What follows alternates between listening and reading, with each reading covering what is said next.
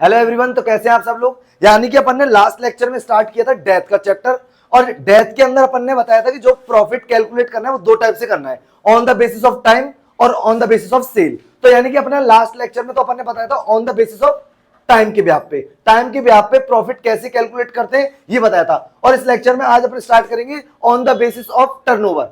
ठीक है, टर्नओवर के ब्याह पे प्रॉफिट कैसे कैलकुलेट होगा। ठीक है, दो टाइप से प्रॉफिट के लिए बोला था, on the basis of time और on the basis of sale. तो सेल मतलब टर्नओवर है, तो टर्नओवर के ब्याह पे अपन ये क्वेश्चन ले रहे हैं।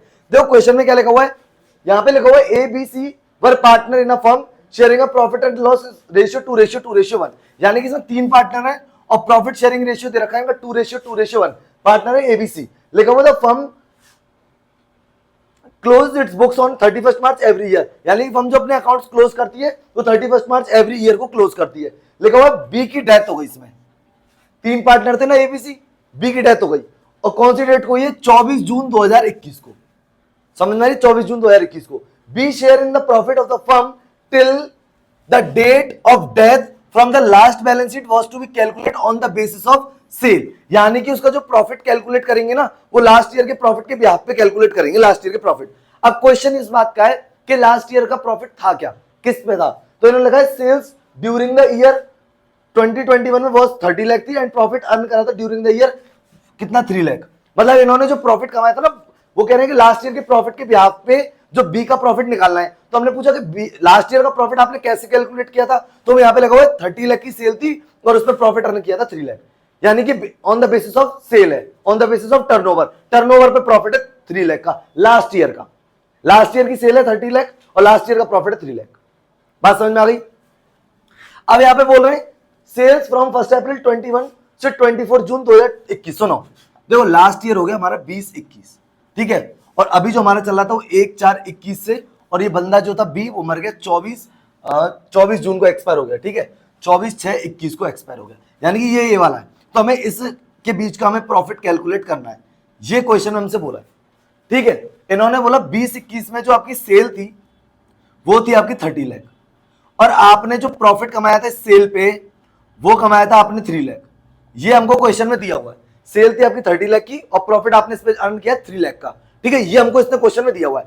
तो इन्होंने कहा 1/4/21 से लेके, क्योंकि 31 मार्च को अकाउंट्स क्लोज हो जाते हैं, तो जो ईयर स्टार्ट होगा नेक्स्ट न्यू ईयर वो 1 अप्रैल से स्टार्ट होगा और 24 जून तक ये चला और 24 जून को डेथ होगी, क्योंकि मतलब डेथ की डेट तो फिक्स नहीं होती ना, कभी मर सकता है। 24 जून को भर गया, तो मतलब यहां से लेके इस डेट तक का हमें प्रॉफिट कैलकुलेट करना है, क्योंकि हमें बी को उसमें प्रॉफिट देना है जो बी एक्सपायर हुआ है। ठीक है, लेकिन किसके ब्याह पे, on the basis of sale. तो यानी कि लास्ट ईयर की सेल थी 30 लाख और उसमें प्रॉफिट कमाया था अपन ने 3 लाख का।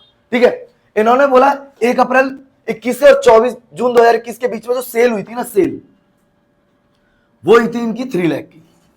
अब सेल तो 3 लाख की थी, जो प्रॉफिट है वो क्वेश्चन मार्क है, वो हमें कैलकुलेट करना है। कब से लेके कब तक का, 1 अप्रैल से लेके 24 जून तक का।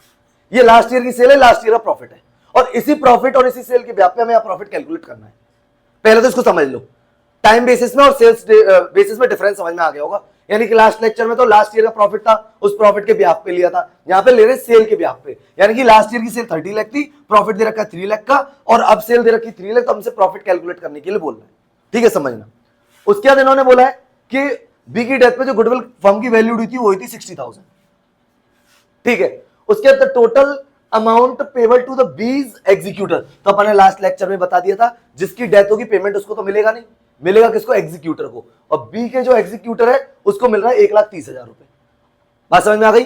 अच्छा क्वेश्चन देखो, यहाँ पे एक और चीज समझना, ये जो 1,30,000 रुपए ये कहां से आए होंगे, ये बी के कैपिटल अकाउंट से आए होंगे। कहां से आए होंगे, बी के कैपिटल। भाई जब बी की डेथ हो जाएगी कैपिटल अकाउंट बनेगा, उसका जो बैलेंस है कैपिटल अकाउंट में तो पे करा नहीं सकते, पहले वो एग्जीक्यूटर में जाएगा और उसके बाद फिर पेमेंट होगा। ठीक है, उसके अंदर में लगा था amount was paid to them, 15/7/21 को इन्होंने पेड कर दिया, pass the necessary journal entry on the transaction in the books of the firm.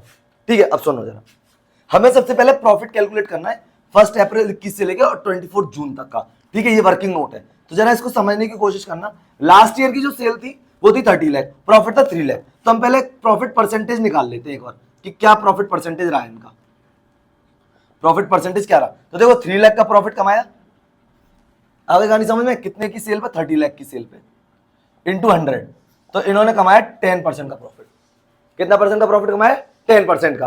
और अब इन्होंने सेल कितनी करी है, 3 लाख परसेंटेज ऑलरेडी निकाल चुके हैं, तो प्रॉफिट कैलकुलेट कर लेंगे। 3 लाख इंटू 10%, यानी कि आपका हो गया 30,000। बोलो, ये है लास्ट ईयर का पहले प्रॉफिट परसेंटेज निकाला सेल पे, कितना परसेंट है? 10%। और अब हमने निकाल लिया 3 लाख, हमको सेल दे रखी है, उस पर 10% निकाल लिया, क्योंकि ये सेल के ब्याज पे निकलवा रहा है। एक तो तरीका इस तरीके से निकालने का, इसको नहीं तो दूसरे तरीके से भी निकाल सकते। कैसे? कि 3 लाख का प्रॉफिट था 30 लाख की सेल पे, ठीक है, 3 लाख का प्रॉफिट था 30 लाख की सेल पे, तो इस बार जो सेल हुई है वो केवल हुई है 3 लाख की, तो 3 लाख की सेल पर कितना होगा? तो भी आ जाएगा आपका 30,000। कैसे भी कैलकुलेट कर सकते हो, इस तरीके से प्रॉफिट को कैलकुलेट कर सकते हो आप, और चाहो तो आप इस तरीके से भी कैलकुलेट कर सकते हो। पहले परसेंटेज निकालोगे और फिर इस बार की जो सेल दे रखी है उस पर परसेंटेज निकालो, दोनों में से कैसे भी कर सकते हो। 3 लाख का प्रॉफिट है, कितने की सेल पे था ये 3 लाख का प्रॉफिट? 30 लाख की, यानी कि 3 लाख का प्रॉफिट था 30 लाख की सेल पे, तो इस बार जो 3 लाख की सेल हुई है इस पे कितना प्रॉफिट है? 30,000। या तो ऐसे निकाल लो, या फिर एक काम करो, पहले परसेंटेज, भाई तुमने 3 लाख का प्रॉफिट कमाया था लास्ट ईयर, हमने पूछा कितनी सेल थी, बोला 30 लाख। 30 लाख में 3 लाख कितना परसेंट है? 10%। इस बार कितनी सेल हुई है 1 अप्रैल से लेके 24 जून तक? 3 लाख, तो 3 लाख का 10% कितना हो गया? 30,000। ये हो गया सेल्स बेसिस पे। कोई दिक्कत है इसमें? कोई परेशानी है? ये प्रॉफिट अपन ने कैलकुलेट कर लिया, ठीक है। अब बात कर लेते हैं यहाँ पे 20 प्रॉफिट की। 20 प्रॉफिट, अब जरा सुन लेना, बी को जो प्रॉफिट मिलेगा वो कितना मिलेगा? जो फर्म ने प्रॉफिट कमाया 30,000 कमाया, और उसमें जो बी का प्रॉफिट शेयरिंग रेशियो है वो है 2/5। 5 6 30 और 5 2 10, तो 10,000 का इसका प्रॉफिट आ जाएगा। बात समझ में आ रही है क्या? ये बी का प्रॉफिट हो गया 10,000। 5 6 6 2 12, यानी कि ये 12,000 हो गया। बोलो बात समझ में आ रही है? तो यानी कि अपन ने 20 का प्रॉफिट निकाल लिया, 30,000 इंटू 2/5 करके 12,000, ये बी का प्रॉफिट है। कल निकाला था, यानी कि लास्ट लेक्चर के अंदर, कब? लास्ट ईयर का प्रॉफिट दे रखा था ना मैं, ठीक है, उसके ब्याह पे उन्होंने प्रॉफिट कैलकुलेट करवाया था, तो वो था टाइम बेसिस पे, ये है सेल्स बेसिस पे, यानी कि 1 अप्रैल से लेके और 24 जून तक की जो सेल हुई है 3 लाख की है, लास्ट ईयर का प्रॉफिट था 10% निकाल दिया 30,000। ऐसे निकाल सकते हो, नहीं तो ऐसे भी निकाल सकते हो। 3 lakh divided by 30 lakh into 3 lakh की सेल इस बार की, तो 30,000 का प्रॉफिट, उसमें बी का प्रॉफिट आ गया। यहां तक ये बात समझ में आ रही है? अच्छा, अब आगे चलते हैं। इन्होंने बोला कि जब बी की डेथ हुई उस समय फर्म की जो गुडविल वैल्यू थी वो 60,000 थी। तो देखो, जैसे अपन ने रिटायरमेंट के केस में कराया ना, सेम अपन डेथ के केस में करते हैं। पहले तो बताओ ये वाली बात समझ में आ गई क्या? तो ये तो सब वर्किंग नोट है। अब देखो जरा इसकी एंट्री देखना एक बार, इसको अपन इरेज कर दे रहे हैं यहां से। इसकी एंट्री देखो एक बार, इसने पूछा है pass the necessary journal entry in the above transaction in the books of the firm. Entry P and L, suspense account DR to B's capital account 12,000 से, जो उन्होंने प्रॉफिट कैलकुलेट किया ना 12,000 का, ये रहा, उसकी एंट्री पोस्ट कर दी P and suspense to B's capital. तो ये अपन ने बता दिया था कि क्या भाई अपन पी एंड सस्पेंस क्यों यूज कर रहे हैं, ठीक है। ये तो हो गई बात यहां तक की। तो इसने ट्रांजैक्शन पूछा कि जनरल एंट्रीज करनी है, पहला हो गया, बी को जो प्रॉफिट देना है, ठीक है, पहला पॉइंट। दूसरा बोल रहा है कि गुडविल वैल्यू हुई थी जब बी की डेथ हुई थी, उस समय 60,000 की गुडविल वैल्यू थी। तो अपने को पता है कि गुडविल का कैसे करते हैं अपन लोग, तो जरा सुन लो यहां पे।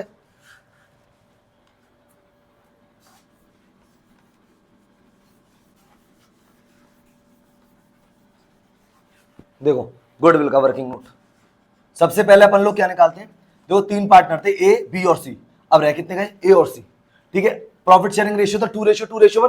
पूरे क्वेश्चन में कहीं पे भी इंफॉर्मेशन नहीं है, तो इनका यानी कि न्यू रेशियो कितना हो जाएगा वो भी बता देते हैं, 2:1। और कोई तुमसे पूछेगा गेन रेशियो भी कितना होगा? 2:1। आगे गाली समझ में? क्योंकि जब तक कोई भी इंफॉर्मेशन नहीं होती, जैसे रिटायरमेंट के केस में, सेम डेथ के केस में। अब यहां पे निकालेंगे अपन बीज गुडविल।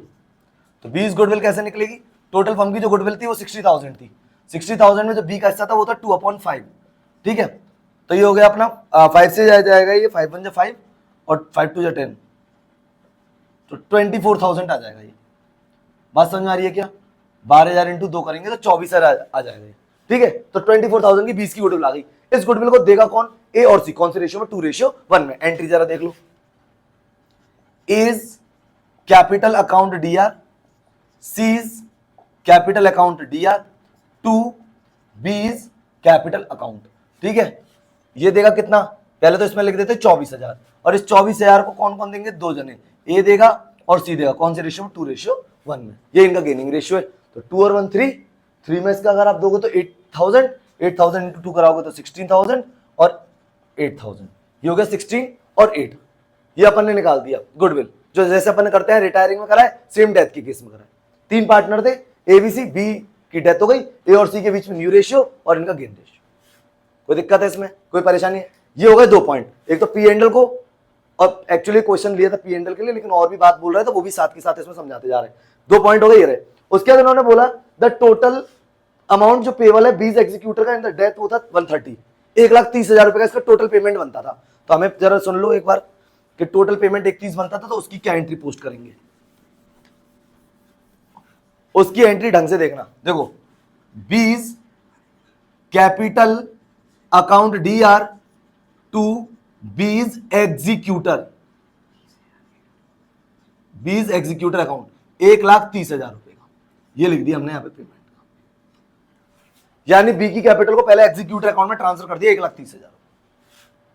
समझ में आ रही? डायरेक्ट पेमेंट नहीं होगा, अगर कोई करके आता तो गलत है। पहले कैपिटल का, क्योंकि वो तो जो मर गया पार्टनर उसको तो पेमेंट हो ही नहीं सकता, इसलिए उसके जो कैपिटल का अमाउंट था पूरे कैपिटल अकाउंट से जो बैलेंस आया उसका 1,30,000 रुपए, उसको हमने पहले एग्जीक्यूटर अकाउंट में ट्रांसफर किया। अब इन्होंने बोला एग्जीक्यूटर को पेमेंट करना है 15/7 को, तो अपन ने एंट्री पोस्ट कर दी बीज एग्जीक्यूटर अकाउंट डीआर। अब देखो एक और चीज समझना है यहां पे, वो नई चीज क्या है पहले उसको समझ लो। जैसे अपन ने B's capital account DR to B's executor करा, तो ये एग्जीक्यूटर में चला गया, ठीक है। अब क्वेश्चन इस बात का था कि इसकी डेथ तो हुई थी कब, 24 तारीख को, ठीक है, बात समझ में आ रही है। और इसका जो पेमेंट किया गया था अमाउंट वाज पेड देम, इसको कब किया गया, 15 जुलाई को पेमेंट किया गया। बात समझ में आ गई? तो अपन इसकी एंट्री पोस्ट कर रहे हैं B's executor account DR to bank account, ठीक है, 1,30,000 रुपए, ये इसकी एंट्री पोस्ट करो। कोई दिक्कत है इसमें? यानी पहले कैपिटल का पैसा एग्जीक्यूटर में ट्रांसफर करा और फिर एग्जीक्यूटर को पेमेंट करा दिया, एग्जीक्यूटर अकाउंट दिया टू बैंक अकाउंट। प्रॉफिट समझ में आ गया किस तरीके से निकाला? 12,000 अपन ने निकाला था कि 3 लाख का प्रॉफिट था लास्ट ईयर 30 लाख की सेल पे, इस बार 3 लाख की सेल हुई है तो कितना प्रॉफिट होगा, 10% मार्जिन आया तो 10% लगा दिया, 30,000 का प्रॉफिट था, उसमें बी का प्रॉफिट शेयरिंग रेशियो कितना था 2/5, निकाल दिया कितना 12,000 रुपए, एंट्री पोस्ट कर दी P and suspense account DR to B's capital account, ठीक है। उसके बाद ये गुडविल की एंट्री करा दी, gaining partner capital account DR to death partner capital account, फिर कैपिटल का पैसा एग्जीक्यूटर में ट्रांसफर कर दिया B's capital account DR to executor, और फिर अमाउंट पेमेंट करा दिया executor account DR to bank. I hope कि ये क्वेश्चन आपको अच्छे से समझ में आ गया होगा।